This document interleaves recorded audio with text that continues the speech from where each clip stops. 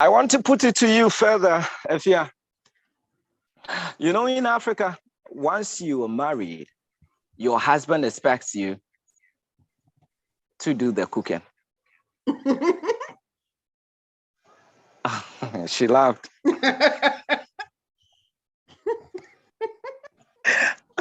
My goodness. Whereas in the States, I know it's a different thing altogether. Yeah. Did you experience this bit from him when you met your husband? All right, so welcome back again. We're going to get more hotter. And now it's going to happen as if Afia is in the courtroom. And then I'm here as a lawyer or judge to put in the witness box to testify. West. All right, so Afia, before I was putting it to you that your husband, per the cultural difference, has been so certain and some strange behaviors and attitudes, which per your US culture, that is an African in the States, would give you that guarantee or warrant. Yeah. To file for separation or divorce. Wouldn't you agree? Yes. Yes. The cultural difference is it's a whole lot easier to break up here. Marriages, and it's easier for women to, not have a man in the household. It's hard, financially and also on the children, but that's a culture that they welcome here. They don't shun down upon it, which it should be. It shouldn't be that way. Children deserve to have a father in the home. They deserve to have both parents. But in America, it's not frowned upon. It's not. Yeah. So that's the culture here in America. You got to think, Jude, we were raised up around, white people, and just because we are African, our DNA is African, but our mentality, is it's tainted. Yeah, it's tainted a bit. So okay. Yeah, that's the situation. All right, so I want to further, dig deeper. Having acknowledged that yes, there is that cultural difference, between. How have you overlooked this? Why haven't you, bring to bear or exercise or execute that favorable culture of yours, which had favored you all this while? That is, don't condone or don't accept any abnormality or abnormal behavior from a man. Just let him go, file for separation, and be at your somewhere. Why have you overlooked that and still with your husband, though he has showed up some attitude which you could have possibly filed for separation? Actually, Nana is a great man. We don't have any issues.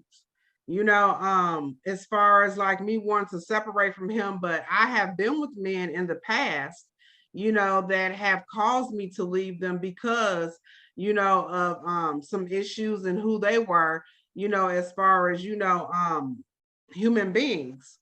But I would say this: if for some reason, my husband was treating me bad, if he was cheating, if he was beating on me, I would, have the option to leave him. I would, but I am who I am, and who I'm not, I will never be.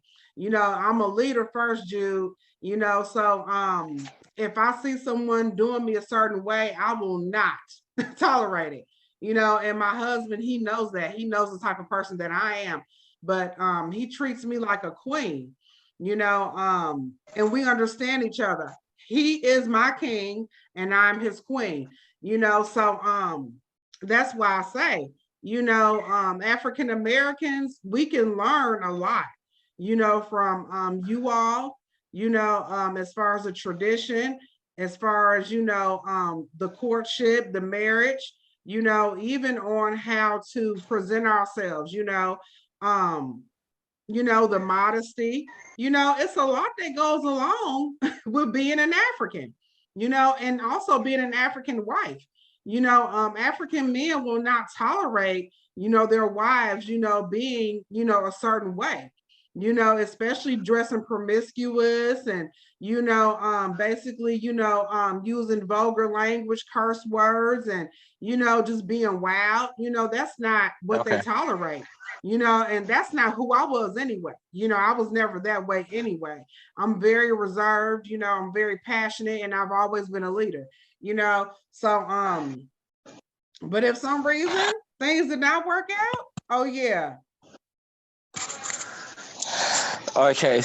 All right, let me bring you down here to what happens in Africa.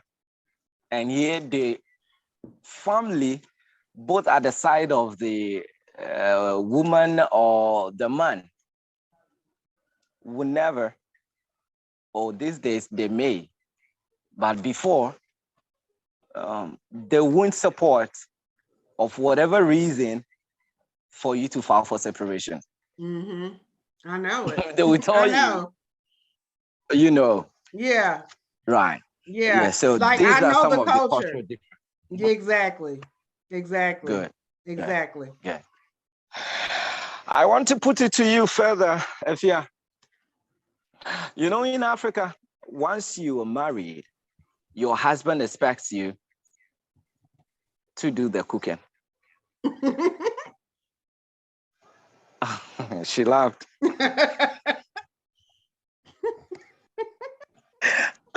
My goodness. Whereas in the States, I know it's a different thing altogether. Yeah, Did you it is. experience this bit from him when you met your husband? You know what, Jew? I don't want to sound like I'm just this perfect wife, right? But I mean, seriously, this is who I am. You know, like I like to cook anyway. You know, so me cooking for my husband, you know, is not a problem at all. But to tell you the truth, he cooks too. You know, he has taught me how to cook African food. You know, I've, you know, watched YouTube videos on how to cook African food. He taught you how to prepare the African meals. Mm-hmm. He taught you, and then what did you do? Actually, what I didn't learn from him, I went on YouTube to learn. Because when I went Learn more. to, yeah, I learned more. When I went to Ghana, I loved the food. You know, I loved African food. You know, I felt like that was something that, you know, they hid from us. You know, over here in the States, you know, we have this thing called soul food, you know, and it's kind of like African food, you know what I mean? But it's not, you know, specifically, you know, the plantain, the fufu, you know, the jollof, you know, it's not like that. So I mean, he likes my food too. Like he likes my cultural food, you know, but he also knows that he's an African man and he likes his food, you know, and I wanted to make him as comfortable as possible when he got here, you know. So yeah, I mean, he taught me how to cook jollof, peanut, you know, peanut stew, egusi, you know, like he taught me how to cook all those things, you know. So Wow. yeah, yeah, Wow. I So be in the these are some kitchen. of the things you do to overcome, you know, the cultural difference or the Mm-hmm. challenges that Mm-hmm. may spring forth when you are in the diaspora and come to meet, you know, your right partner in Mm-hmm. the continent of Africa. Yes. Beautiful. Um, in regards to approaches, um, Fia goes like, Ima, hey, Ima, yo, what's up? And here in the continent, a husband is entreated or taught, raised to respectfully call your husband. So, oh, darling, um, oh, has dear husband, this, then you add the name. I can't pronounce, but in Chi, when it comes to Ghana, they say Mira. means my Lord. Okay. My Lord.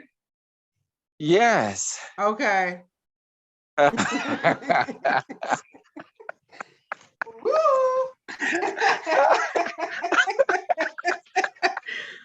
Woo. That's Yeah, it. that's different. That's Yeah, different. That's mirror. very different. So when you come to, I believe when you came, you might have heard, wives calling their husbands mirror. And mirror means my Lord. Mm. Okay. And I think that is what you refer to as he is your king and you are his queen. Mm-hmm. And now when you come here, the husband calls the wife my wife. Did you have any glitches in there? Well, Yeah, actually, I gave Ema his own name. Yeah, I call him Manny.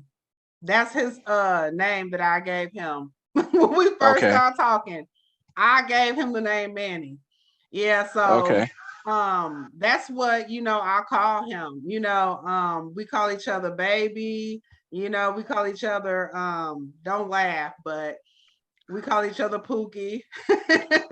you know, um yeah, don't laugh. But I mean, like, yeah, those are like, some names that, we call each other. But really, my husband doesn't even call me by my name. He does not. It's always baby or honey, or sweetie, or Pookie or whatever. We really don't, call each other by, our names. It's always like a term of endearment, you know, type of name. Beautiful. But yeah, so Beautiful. So that's it. They were able to carve something which was very mutual. They go with, and it was all to overcome the cultural difference. mm-hmm. And this is what we are expecting in between us, the African lady or man raised in the continent, and the African lady or man raised in the diaspora. Mm-hmm. All right. So I want to put it to you further that the African man is not that romantic. Wouldn't you agree with me? If you wouldn't agree, you say yes, you don't agree. I would say that they are not that romantic. Okay. Yeah. Yeah, Okay. I Explain. Let us know why. I make him be romantic. He has learned to be romantic. Because Okay. African men, they are all about providing. Mm-hmm. you know African men are providers, so they get caught up in that a lot you know Mm-hmm. um but it takes someone like me to bring out the romantic side of him. And when I do it, he enjoys that. He enjoys being that way, because he was never taught to do that. It's hardcore in Africa. It's not easy, as far as, like trying to find, money and things of that nature. So he always, has that mentality where he's always trying to work and provide, but sometimes you gotta, take a step back and enjoy, you know. And that was one thing that he learned from me when I went to Ghana, because I was all about seeing things, enjoying, going out, experience, and he said that he had never done that, because he was just all about working and providing when he was in Africa. So yeah, I would say that it takes the woman to bring that out of, the African man, most definitely. Most definitely. Mm-hmm. So you know that he said, sorry, she said, if he said that um, African men are not that. But if I agree with you. Every explanation you give, yes, is the fact, is the truth Mm-hmm. that African men are raised to lead and provide. Yes. And so they are thinking about how to make the money to take care of the family, Mm-hmm. Mm-hmm. get some bread on the table. Yes. Yes. And thinking about, okay, darling, let me take you to the beach. Mm-mm. No, no, no, Mm-mm. no. No. They tell you, that don't bring any money. Right. Right. Yeah. Yeah. Seriously. So, all right. So you trained him of that deficiency. I mean, realized he was lacking that. So you stretch forth your arm to meet him there, so that he can become the romantic man you wanted. Mm-hmm. Okay. Okay. All right. So lastly, let me ask you, how would you assess your relationship so far doing the cross-cultural, marriage? I feel like it's something that we need in order to bridge the gap. I feel like we both have a lot to learn from each other, you know, and we both are helping each other in certain situations, by Africans coming here, they are able to help their families in Africa. You know, the um the US dollar goes a long way, and I'm all about, my husband taking care of his parents, because we most definitely take care of his parents. But just not financially, but also emotionally and physically too. African American women, we have been neglected, as far as, relationships and partnerships. Not all of us, but a lot of us, a lot of us, have been through, hard ships and, bad relationships, and we have been the head, for the whole, family. And it really feels good to have, an African man come in and let you be the woman, you know, because a lot of us have been the man and the woman for several years, and we may act like that we're okay with it, and we are the strong black woman, but really we are tired, you know. And my husband came in and he let me be the woman. Now I'm able to, not work so hard, and now I'm able to focus on other things, besides just working and taking care of my children. Even though my children are grown now, I don't have to take care of them financially per se, but just emotional stability. I have that. I don't have to worry about my husband going out there cheating, because he only has eyes for me, and that's a lot of, the African men. Once you are married to them, not all of them, but most of them, they only have eyes for you, and they are great providers. And they also, we have a lot in common, more than we know. Just because we have been separated for hundreds of years does not mean that we are not the same, you know. So us coming together, bridging the gap, is something that is well needed. And I feel like we can both most definitely, change the narrative by doing this, and not just with men, African men coming to us here in America, but also African women too. African women can most definitely, seek out, men in America or in Canada or in the UK, because I'm not saying that all men over here are bad, but I'm just speaking on my personal experience, and the experience that I see around, my vicinity, So, and also another thing too, a lot of black men in America are, with white women, you know.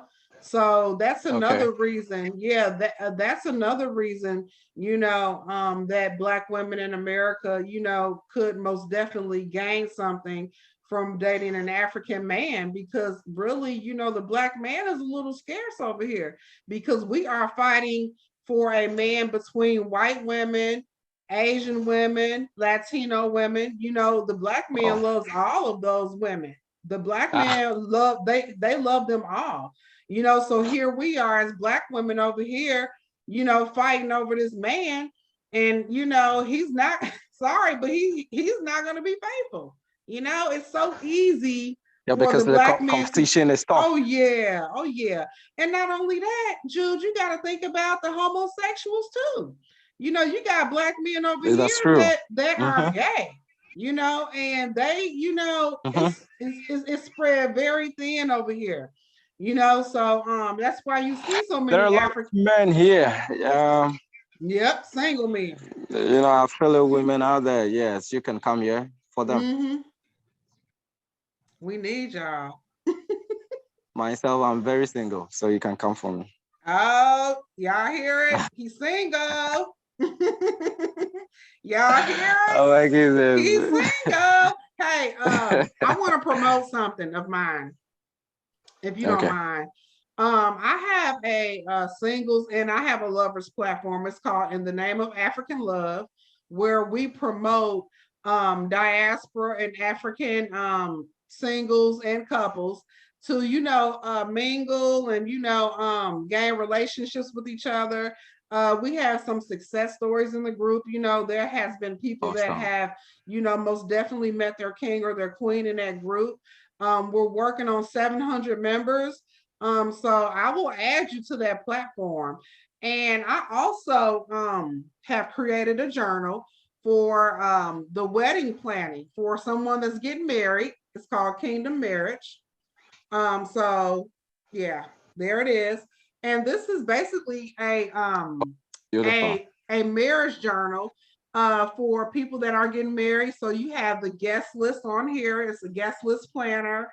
You have a daily planner, and you have journal pages in here as well, where you can be writing down, you know, the reception ideas, the wedding ideas, what you want your dress or your tuxedo to look like. So I promote kingdom marriages. I promote, you know, standing up under God and letting God lead your marriage, you know, as well as Jesus, Yeshua, Yasha, whatever you may call him, because he goes by many names. But I'm all about letting God lead your marriage, you know, and going with the godly marriage principles, because when you keep God in your relationship, it seems to thrive.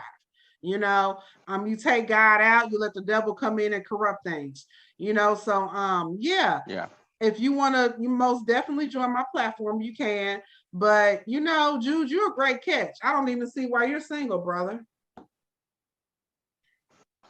I don't know myself, I'm really surprised, but well, I want to appreciate you for today on the show. You've been very, very wonderful. So great sharing with us your personal experience as far as taking that journey to do that cross cultural marriage. It was on our one next of the best episode or show. Yeah. Talking about or discussing how to find out the intention of that partner you have met. How do you ascertain he is the good man or the good woman with the right intentions? How do you separate the good ones from the chaff? And that'll be it next time. And I will, because you may have heard that perception. Oh, the African brothers in the continent are making it up with you because of a green paper. Yep. Or because, green card, or because of your dollars or whatever. Yep. Is that really it? And if it is, how do you know that that is the mindset or that is the intention for you to move away or, you know, allow? So that will be what we'll be checking. And I know Afia has a lot of insights in there, how, you know, he was able to ascertain that Ima wasn't one of those people seeking for green card. He was but he not. really meant finding a loved one. Mm-hmm. That'll be it for next time. And I hope you stick and stay to enjoy that one too. We really appreciate your company or you watching us and for your attention. Have a good stay. Thank you. You're welcome, if yeah. I really appreciate. Sorry, this was brought to you by Yousort Group, www.Yousort Group. If yeah, I brought you to Yousort House. So this is our head office right here in Accra. Absolutely All right. beautiful. Yes, and then you can also join our diaspora page, Diaspora to Ghana for Business. If you also have about, if I'm not mistaken, about 10,000 Uh, membership in what's the name yeah, of your group? 11,000 strong in Africans Leaving America. 11,000. Mm-hmm. Africans Leaving Awesome. America. And we also have the Lovers Okay. platform in the name of African Love. Oh, beautiful. But take that again. Africans live in America. Mm-hmm. Mm-hmm. You can join on Facebook. That is a Facebook group. And then what again? In the name of African Love. In the name of African love. Yes. In the name of our Lord Jesus Christ. But this time, this one is in the name of our African love. Keeping I would our have to Black join people that. together. Yes, yes. We Oh, believe in awesome. Black love only. It's so beautiful to see Black people in Mm-hmm. love. Yeah. You can also search us on Facebook. It's at Yousort on Facebook, at Yousort, on Yousort. And then on TikTok, it's at Yousort Group. If you are one of yours? You can find us on Facebook at Africans Leaving America. You can find me on there as well under Afia Kumson. And also, I am on TikTok and I am on Instagram and YouTube at Africans Leaving America. Beautiful. We appreciate you. We are out Thank of here till next you. time. Bye. Bye.